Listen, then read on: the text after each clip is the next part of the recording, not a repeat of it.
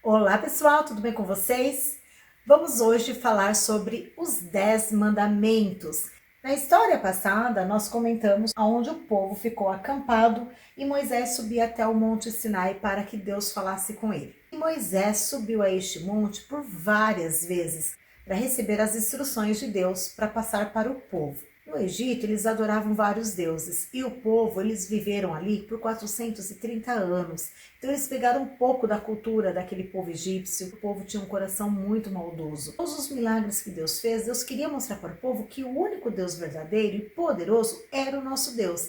Então ele passou algumas instruções, ele deu mandamentos e ele deu leis para que o povo seguisse. Deus deu para Moisés 10 mandamentos. A palavra do Senhor diz aqui em Êxodo, Deus acabou de falar com Moisés no Monte Sinai, ele deu a Moisés 2 tábuas do testemunho, tábuas de pedra, escrita pelo dedo de Deus. Olha que lindo, foi Deus quem escreveu nessas tábuas de pedra. No Oriente Médio, eles acreditam que quando a escrita é feita em pedras, que é algo eterno, que é perpétuo. Foram 10 mandamentos escritos em pedras. E eu vou detalhar para vocês um por um, conforme a palavra do Senhor diz. O primeiro mandamento que o Senhor passa para Moisés é: não terás outro Deus além de mim. Se vocês estão acompanhando as histórias, vocês podem observar que o que mais entristecia o coração de Deus é quando o povo começavam a adorar outros deuses, ídolos. Desde o começo que eu estou contando a história, dentro da palavra de Deus, sempre eu menciono a tristeza de Deus com o povo quando eles adoram outros deuses. Veja o que está escrito em Êxodo capítulo 20. Então falou Deus todas essas palavras dizendo: eu sou o Senhor teu Deus, que te tirei da terra do Egito, da casa da servidão. Olha que coisa linda o Senhor dizer: eu sou o teu Deus. O Senhor diz: não terás outros deuses diante de mim. O segundo mandamento, encostado já desse primeiro, o Senhor diz para nós não adorarmos nenhuma estátua. Isso é abominável ao Senhor. E não farás para ti imagem de escultura, nem alguma semelhança do que há em cima dos céus, nem embaixo da terra, nem nas águas. Não te encurvarás a elas, nem as servirás, porque eu, o Senhor teu Deus, sou Deus zeloso. Ele amava muito aquele povo, então ele precisava purificar a mente, tirando aquele costume que eles tinham lá do Egito. Então ele pede para que o povo adore somente a ele e não se curvem a nenhuma imagem, seja ela qual for. Nós podemos apreciar uma arte, né? A gente pode admirar a arte, porém você não pode cultuar e você também não pode endeusar, você não pode fazer cultos como se fosse uma divindade. Então você apreciar uma arte é uma coisa, você começar a adorar como se fosse uma divindade, cultuar aquela estátua, isso sim é abominação aos olhos do Senhor e é a palavra dele quem está dizendo. Deus não dá a glória dele para ninguém. Em Apocalipse 4, verso 8, está escrito assim: Santo, Santo, Santo é o Senhor Deus, o Todo-Poderoso, que era, que é e que há de vir. O nosso Deus é o Todo-Poderoso. Somente a ele adorarás. Somente a ele servirás. E o terceiro é não tomar o nome do Senhor em vão. Deus não gosta que você use o nome dele fazendo juramentos e juramentos falsos, juramentos mentirosos. Foi você que fez isso? Não, eu juro por Deus. E você fez. Você mente e ainda jura em nome de Deus. Não brinque com o nome de Deus. E agora nós vamos falar sobre o quarto mandamento. Eu quero parar um pouco aqui para explicar para vocês sobre este quarto mandamento, que é muito importante para vocês entenderem. O quarto mandamento, Deus diz assim: lembra-te do dia do sábado para o santificar. 6 dias trabalharás e farás toda a tua obra, mas no 7º dia é o sábado do Senhor teu Deus, não farás nenhuma obra. Eu não vou aqui dar uma aula, eu vou resumir um pouquinho só sobre isso, só para que vocês entendam o que Deus quis dizer sobre o sábado, tá bom? Sábado, na linguagem hebraica, significa Shabat, que é o dia de descanso. Quando Deus criou o mundo, ele fez o mundo em 6 dias e no 7º ele descansou, diz lá em Gênesis. Quando ele escreveu os mandamentos para que Moisés instruísse o povo, ele pediu que o povo também tivesse um dia de descanso. E esse dia seria o 7º dia. Quando a Bíblia diz a palavrinha sábado, ela está no original dizendo descanso. O sábado nessa época não era considerado o dia da semana, não. O sábado significava descansar, seria o dia do Senhor, o dia que você tiraria para orar, para louvar ao Senhor. Não era um dia de trabalho. Então, o Senhor deixou isso bem claro, que ele queria um dia específico para ele. Nessa época de Moisés com o povo lá no deserto, não existia segunda, terça, quarta, quinta e sexta, não. O Senhor instituiu um novo calendário para aquele povo.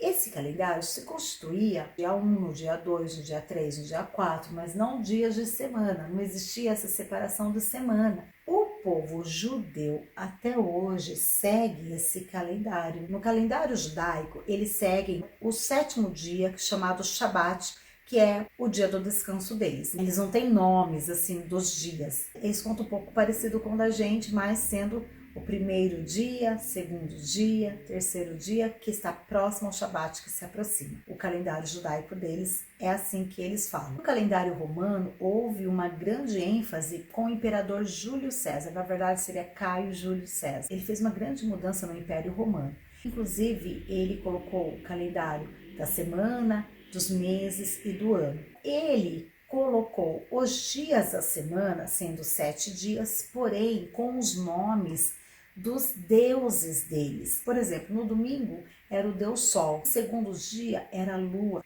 mas cada nome dos astros significava um deus. Por exemplo, Júpiter era o Zeus, o Saturno era o Cronos. Então, cada dia da semana era o nome de um astro, mas referente a um deus que ele servia. Só que entrou também o calendário cristão romano. E eles não gostaram muito dessa parte dos deuses de Júlio César. Então, depois eles mudaram, eles começaram a colocar primavera, segunda-feira, terça-feira, quarta-feira, e a única coisa que permaneceu foi o Sabatum, que era uma alusão do calendário judaico. Aí veio o imperador Constantino. O imperador Constantino também fez algumas mudanças nesse calendário. O imperador Constantino mudou o dia do Shabat. Dominica significa o dia do Senhor, que o Senhor ressuscitou no 1º dia. Muitas culturas ainda usam os deuses como nome dia da semana, inclusive o inglês. Se você olhar o calendário inglês, você vai ver que lá eles usam sim os nomes dos deuses. Em 1582, o Papa Gregório mudou um pouco o calendário também. É conhecido como calendário gregoriano. Ele trouxe o calendário dos cristãos de Roma e manteve o domingo como o dia do Senhor de Constantino. Exatamente este que nós temos aqui no Brasil. Você já fez a pergunta por que nós temos segunda-feira, terça-feira, quarta-feira? Na semana da Páscoa, todo o comércio era fechado. Tudo se fechava, menos as feiras. As feiras ficavam abertas todos os dias. Então as pessoas saíam para comprar aonde? Na feira. Então, no domingo, o Papa Gregório, ele colocou como o dia do Senhor, como Constantino tinha colocado. Então, este seria o 1º dia, ao invés de chamar primeiro, ele colocou domingo, porque vem de Dominica, que é o dia do Senhor. Segunda, tem feira, aí colocou segunda-feira. Quando foi no 3º dia, ele colocou terça-feira, quarta-feira, quinta-feira, sexta-feira, e aí ele deixou o sábado. Talvez você esteja se perguntando aí, mas não é no 7º dia que a gente tem que descansar? Por que a gente vai descansar no domingo, que é considerado o 1º dia? Teve muitas mudanças nos calendários e o nosso calendário não é o mesmo dos judeus, mas eu quero dizer uma coisa para vocês. Essa lei que Deus deixou para os homens foi até Jesus vir ao mundo. Quando Jesus veio ao mundo, começou uma nova etapa nas nossas vidas. Essa lei acabou quando Jesus morreu na cruz e ressuscitou. A palavra do Senhor diz que hoje nós não vivemos mais debaixo da lei. Estamos vivendo uma época da graça. Foi quando Jesus morreu e ressuscitou que nos deu essa liberdade. Hoje nós não precisamos de um dia para adorar o Senhor. Hoje nós adoramos o Senhor constantemente. A palavra do Senhor diz, queridos, que quando Jesus veio à Terra, fez muito milagre no Shabat. Sim, ele fez milagres, ele curava, ele ajudou a tirar o animalzinho que estava caindo no precipício, e essas coisas não podiam fazer na época. Não, e os fariseus, que eram os religiosos da época, eles viviam criticando Jesus, eles viviam querendo pegar Jesus e prender, porque eles falavam que Jesus era uma má influência para o povo. E Jesus dá uma lição neles. Eu quero ler com vocês essa passagem de Jesus, em Mateus. E olha só o tema: Jesus, o Senhor do sábado. E Jesus estava andando com seus discípulos e os discípulos teve fome. Então eles passaram por um lugar onde tinha espigas de milho e os discípulos colheram as espigas do milho e começou a comer. E isso era proibido no dia do Shabat, né, que era o dia do descanso. Então, os fariseus vendo aquilo começaram a criticar o Senhor Jesus. Mas você está fazendo errado, porque no sábado você está infligindo um mandamento de Deus. Jesus dá uma lição de moral neles e olha o que Jesus fala. Pois eu vos digo que está aqui quem é maior do que o templo. Mas se vós soubesses o que significa misericórdia quero e não sacrifício, não condenaríeis os inocentes, porque o Filho do Homem, que é Jesus, até do sábado é Senhor. E os fariseus não tinham respostas para dar para o Senhor Jesus. O nosso Senhor Jesus, ele foi a nossa Páscoa. O nosso Senhor Jesus é o nosso Shabat. É nele que nós descansamos. É o Senhor Jesus que morreu por nós. Ele já fez o sacrifício. Hoje ele não quer mais que nós façamos o sacrifício. Ele só quer que nós o adoramos em espírito e em verdade. Ele é o Senhor do sábado. Vamos para o quinto mandamento. E esse quinto mandamento é o único mandamento com promessa, que é: honre o teu pai e a tua mãe, para que te vá bem e viva muito sobre a terra. Quero dizer para você que é filho, honre o teu pai e a tua mãe, obedeça o seu pai e sua mãe. Deus olha todas as coisas e ele está vendo como você trata a tua mãe. O seu pai trabalha para dar o melhor para você dentro das condições dele. Agradeça o papai, agradeça a mamãe, faz um elogio da comida. Sim, fale que você a ama, fale que você ama seu papai. Dá um beijinho, beije, beije, beije, beije muito, porque você não sabe quanto tempo você terá eles aqui com você. Então tenha um coração grato, o Senhor se agrada disso.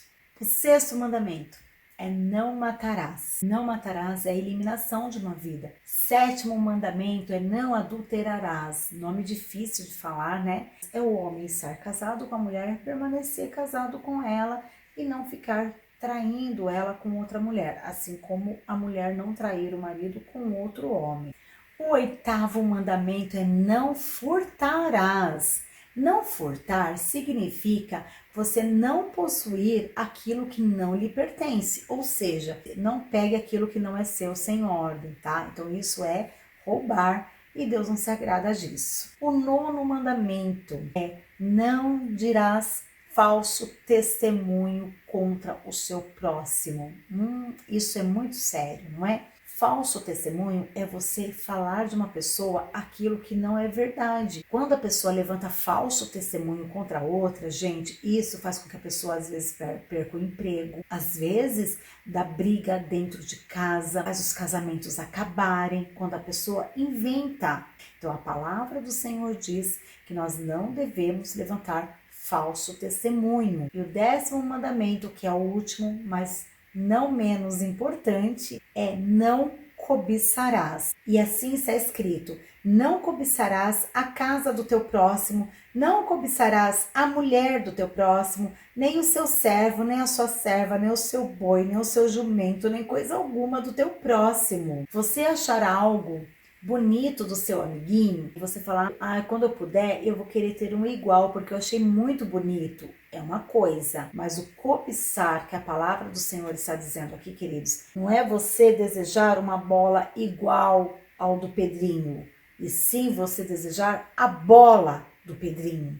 é diferente, entende? Eu tenho uma bola, mas eu quero a do Pedrinho, eu cobiço o que ele tem. Para finalizarmos a nossa história, eu não poderia deixar de trazer esse versículo para vocês. Como eu disse, hoje nós não vivemos mais debaixo da lei. O Senhor Jesus, ele morreu, ele ressuscitou, ele já fez o sacrifício por nós na cruz do Calvário. Então hoje nós vivemos a era da graça e não mais da lei. Os judeus continuam ainda vivendo, mas o Senhor Jesus, ele veio para nos dar uma nova vida. E aqui em Mateus, no capítulo 22, versículo 37, o Senhor Jesus, ele resume os 10 mandamentos em 2, que é: amarás o Senhor teu Deus de todo o teu coração e o teu próximo como a ti mesmo. Não é uma grande verdade? Porque se você amar o Senhor, teu Deus, de todo o teu coração, você não vai adorar outras imagens, você não vai adorar outros deuses, somente o nosso Deus, que é o Todo-Poderoso. E se você amar o teu próximo como a ti mesmo, você não vai matar, você não vai roubar, você não vai enganar, você não vai cobiçar. Não é verdade? Então o Senhor Jesus deu uma resumida aqui. Chegamos ao final dessa história, então. A próxima história será sobre o bezerro de ouro. Não perca, pessoal. Não esqueça de curtir esse vídeo, compartilha com quem você ama. Se inscreva também no canal. Um grande beijo no seu coração. Fique com Jesus.